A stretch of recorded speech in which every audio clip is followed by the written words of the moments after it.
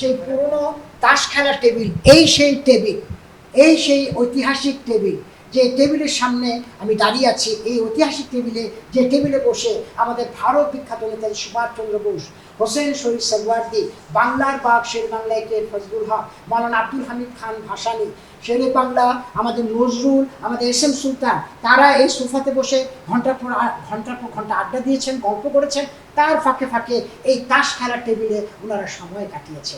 এই হচ্ছে এই জমিদার আবুল খায়ের সাহেবের বাসার ইতিহাস এবং ঐতিহ্য। আর এখানে শোভা পাচ্ছে আমাদের আবুল খায়ের সাহেবের, ওনার যে ব্রিটিশ টাইমে ওনাকে ব্যাচ দেওয়া হয়েছিল 1900, এখানে লেখা আছে দেখেন, শ্রীযুক্ত মৌলভী আবুল খায়ের মোহাম্মদ জমিনদার, ঢাকা 1888 1294। একটা ওনাকে বাংলাতে দেওয়া হয়েছিল এবং পরে ওনাকে আরেকটা ব্যাচ দেওয়া হয়েছিল ইংরেজিতে। দেখেন লেখা আছে মৌলভী আবুল খায়ের মোহাম্মদ জমিনদার, ঢাকা। তখন ঢাকা স্পেলিং লেখা ছিল DACC, ঢাকা। আমি আরো একটু দুর্লভ জিনিস দেখাচ্ছি, আমার বাবার কিছু ক্রিয়েটিভিটি আপনাদের তুলে ধরছি। আমার বাবা আমার মাকে অনেক ভালোবাসছে, তাদের ভালোবাসা ছিল অকৃত্রিম।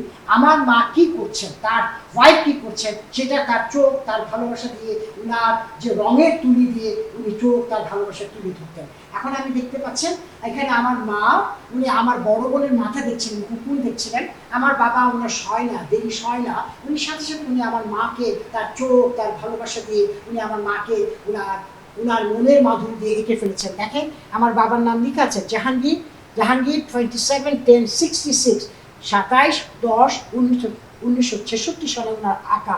আমার মা, আমার বড় বোন। আরেকটা দুর্লভ দেখেন, আমার মা বেনি করছিলেন, কিন্তু আমার মা বলতে পারবে না তার স্বামী তাকে এঁকে যাচ্ছে।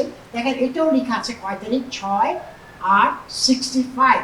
ওটা উনি এঁকেছেন আমার মা কিভাবে বেনি করছেন। তারপর দেখেন ভেরি ইন্টারেস্টিং, আমার মা সেই ভিক্টোরিয়ান সোফাতে উনি উলের কাজ করছিলেন, শিলাচ্ছিলেন, সেটা আমার বাবার দেরি হয়নি, উনি সাথে সাথে উনি আমার মাকে স্কেচ করে ফেলেছেন।